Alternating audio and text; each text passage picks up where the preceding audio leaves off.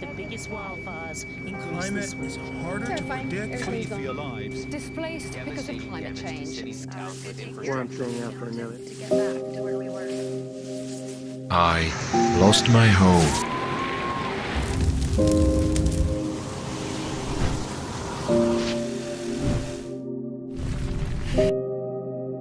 I lost my family.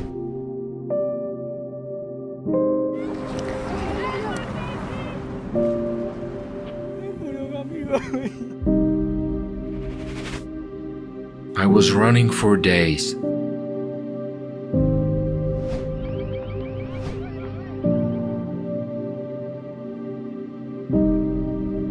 I swam.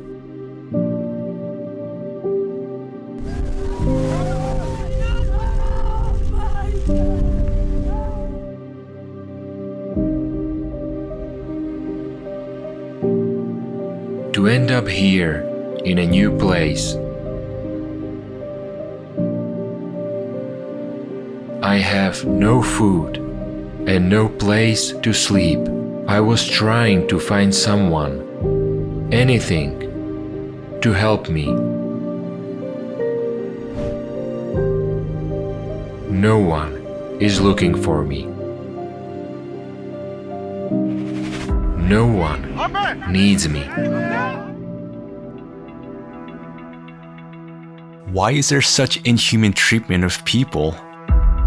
I was thinking about it and decided to figure it out. I reached out to journalists around the world. Over 4 months of communicating with refugees, the host party, and experts, what we have learned was not just unexpected, it was completely beyond the scope of our understanding of the situation. It was a horrible journey. Only me and my husband on a wheelchair. 4 days it was tough. I will never ever forget it. I arrived on a truck, or rather, under the truck. I stayed underneath, next to the wheels, for 16 hours. It was a disaster for my spine. 7 years ago, Soma and her husband were forced to leave Iraq. They managed to cross the Turkish border, but their documents are still pending. No camp, no nothing, no be yourself. They took just only Syrians. So we depend on ourselves. We registered in the UNHCR since 2015, but they left our files aside. Almost 7 years was too hard for me because we are in unstable situation. We are struggling too much. People are forced to leave their native lands. The first answers about the reason for displacements were the military situation in the country and violence. We didn't have such an idea at all to go to Germany or to Europe. But suddenly a war broke out and we had to leave our apartments. We didn't have any other choice. I come from Afghanistan. I'm 25 years old. I've been living in Germany for 6 or 7 years. When I came to Germany, I was 17, and nobody helped me so far. I have a lot of problems. It was very difficult and dangerous along the way. It was very hard in Iran and in Bulgaria. For 5 days and nights, we had been walking over the mountains without food. We had only cookies or something that was in our backpacks. And yes, the journey was very hard. We didn't go by car. We walked on foot from Afghanistan to Germany. If there had been no war in Afghanistan, I could have stayed there with my family. I left my family because of the war. I lost my father in the war. We managed to talk to a woman from Sweden who has been helping refugees. She asked us to hide her face for security reasons. Now I'm going to tell you something very scary. Do you know what Bachabazi is? I know that it exists in Afghanistan. They have a clan with a man leader.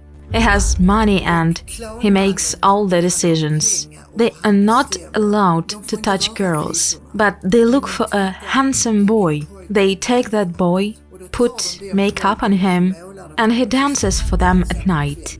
Then the boy is forced to go with a man he's told to go with, and he is sexually abused.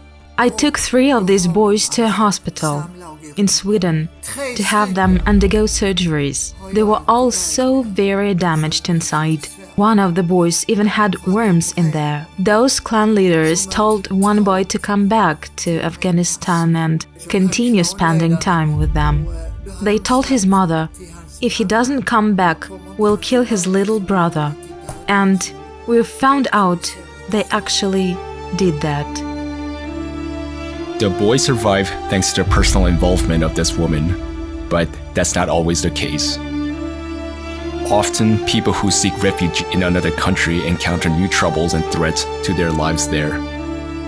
I'm in South Africa. It's very difficult here because it's a very nice country, but the only problem that I'm facing is a xenophobic attack. Because here they don't like foreigners at all. You will never spend a month without being attacked with a xenophobic attack, because they say as a foreigners you are stealing their work. I've lost that hope of being in the great society. I don't know, I've lost that hope because seeing the way that people are being killed, seeing the way that people are being shot in my eyes, and the fear that I have right now is having my 2 kids. It's like every day in my mind, it's like, hey, this can happen to my kid, this can happen to me. And it's like I don't have a peace. I've lost that peace. In the world we now live in, it is not so easy to dare to help one another. A woman in Malmö, Sweden, took children to her place when they were brought to station downtown. They had nowhere to go. So here I am, sitting in a big house where there are vacant rooms. A thought pops into my head, why can't I offer shelter to some of those kids who were at a Grand Central Station? And that's what happened. Then I started helping children who had come as refugees because I thought I could do at least a little bit. Somebody else might do something other than this, but if everybody helps a little bit, it might be a good thing overall. So I can't solve all problems alone, but I think I can do something for a few kids. And that's what I'm doing right now. It's been 6 years already that I've been hosting unaccompanied refugee children. These problems have persisted for years. It is obvious that people's help is insufficient to solve these problems.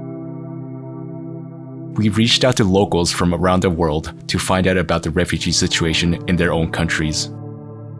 In my opinion, almost nothing is being done, almost nothing. I can say this from my personal experience, as I myself took care of refugee children 3 years ago when a big wave came. They were very grateful. There were children with injuries from hand grenades. They were missing parts of ears, feet, and limbs. They were so sweet, so kind, and so happy. And then the city of our home assigned to us a church for 5 weeks. And then, suddenly and on the quiet, they were displaced. They had to move out because housing was too expensive. They just suddenly disappeared. We didn't talk to them anymore. They were just starting to adjust. They learned their first words in German. It really broke my heart, and I have absolutely no idea where these kids are now. Nothing is being done. Not enough is being done even for our children, the children who live in our own country. The migration crisis is increasingly affecting the lives of people who are forced to flee their homelands. Are we ready to host billions of people? What if I become a refugee myself? It was important for us to learn about the conditions for the people in the camps. Our reporter told us that they went to a camp, but they were not allowed to film. So we reached out to experts who know about it firsthand. These camps are too much big, the security is never enough, and really people go through every kind of abuse and violence on women, girls, teenagers is really too much. It's something that cannot exist inside a protected structure. Today, forced migration is inextricably linked to ongoing human rights violations. During the crossing of the borders, especially on the Croatian border, Romanian border and Hungarian border, the police take their belongings, they steal their money, and they destroy documents, sometimes the clothes. We have been seeing people that come naked from the border.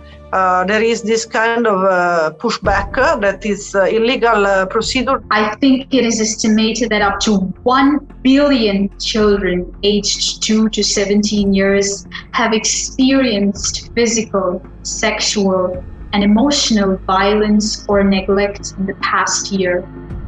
Today, I received information from experts that shocked me. I didn't expect us to go this far.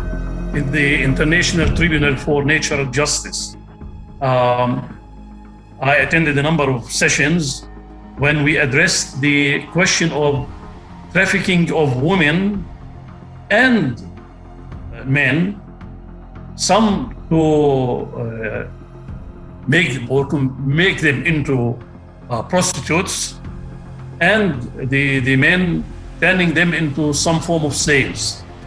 I also turn the attention of the listeners to the fact that in North Africa, even in Libya, there was some form of a market where people were sold against $70, $100, $200 of young men to be taken to work for free, which means almost like slaves. And we are not talking about hundreds of them. The question of trafficking of women and others, among them young children, we're talking about 2 million people every year. So we're talking about a huge number of human beings who are being trafficked for purposes anything but human. A child can be sold many times. I remember one day I came across the story of a girl who was, she was Turkish. She had been sold 17 times, and she had been trafficked from one country to another 17 times. And she had experienced only rape, no working, no papers, and no money sent back to the country. Children and young people are being trafficked every day as we talk, every day, every minute, every hour.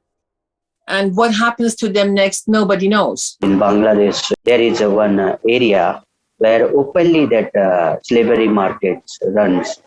How we do the auctions for anything, like that the humans are, children are purchased and sold. Yeah, and Myanmar is that thing.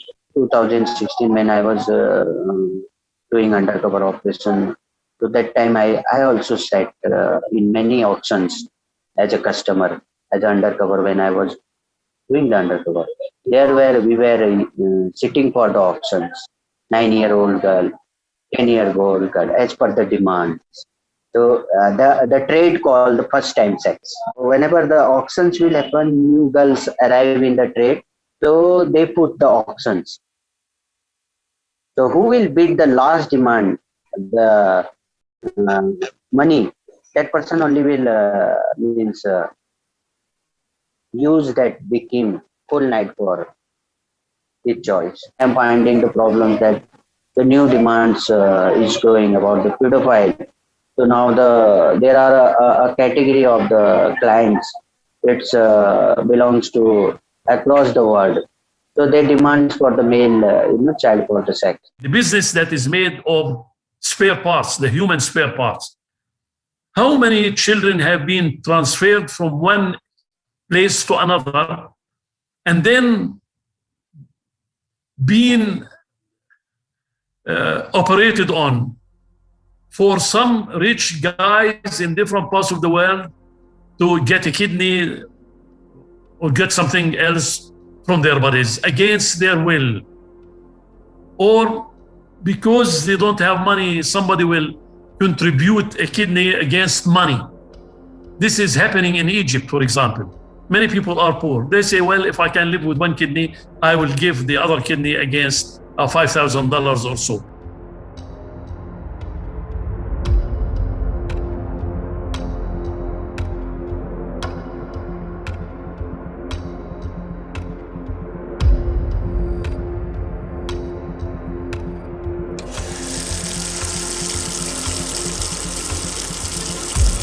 Black market, traffickers, mafia is part of this economy that is ruling the world. So what else I can say? That I only see that the other possibility is to spend money instead of constructing walls like we are doing in Europe. In our society, human life has no value.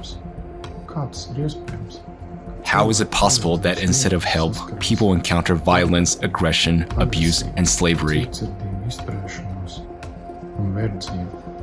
This is not a migration crisis, but this is a crisis of humaneness.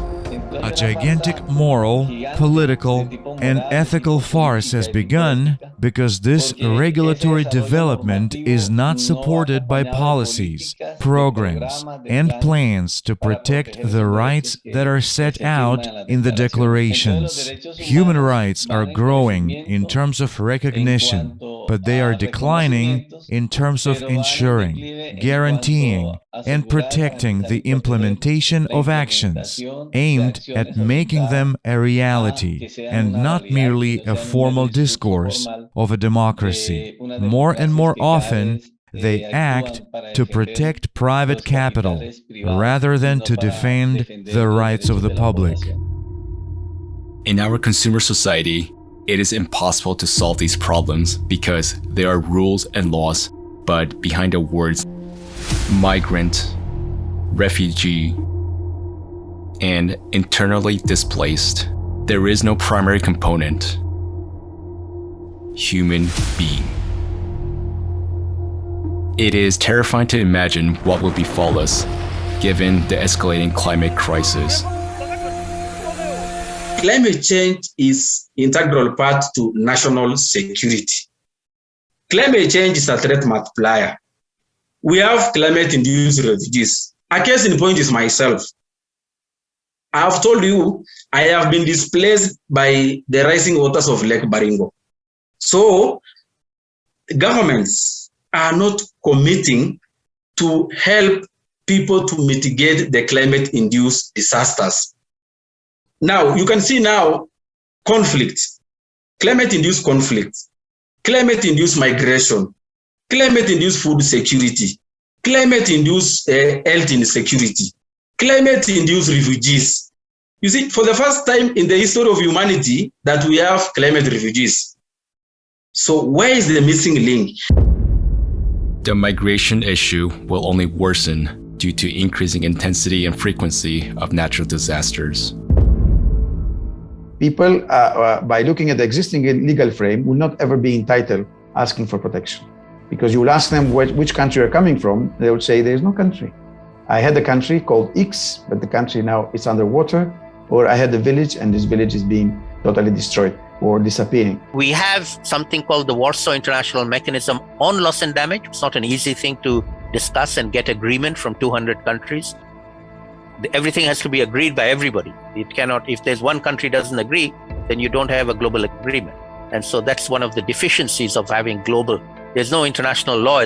But I would like to urge each and every one of us that yes, there are policies, but what are we executing as an individual? What is our role to play in this major crisis situation? And I think that this is the truth that we need to answer to ourselves individually and collectively. People who don't want to know anything about child trafficking, child rape, hunger, or other scourges of our times, they are part of the problem.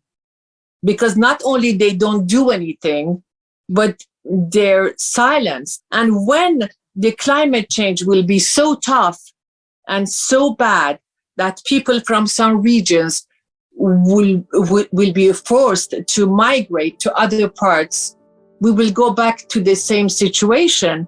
And then those children and those people are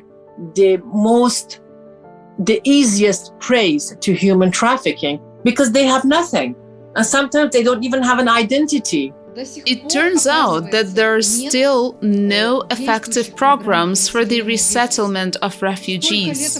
For so many years, the United Nations has been working. For so many years, the Refugee Rights Commission has been working. So many humanitarian organizations and NGOs around the world have been working, but there are no working, established or adopted programs on how to work with these refugees. There are none. And the Refugee Commission itself admits this.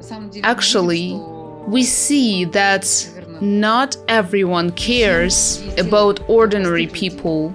The world's political elites must realize first and foremost that we are all interconnected. No money, no private jets, no private yachts will get them to safety. If the whole earth starts exploding, flooding, and drying up, it's just going to hit everyone. Now refugees are forced to leave their homes. They face condemnation and cruelty. They are left alone with their misfortune because of the consumerist format of society. Tomorrow's climate catastrophes could be upon us as well. Answer yourself honestly. Are you ready to face what refugees face? Are you sure you won't be in their shoes? That you and your loved ones won't have to go through what they're going through?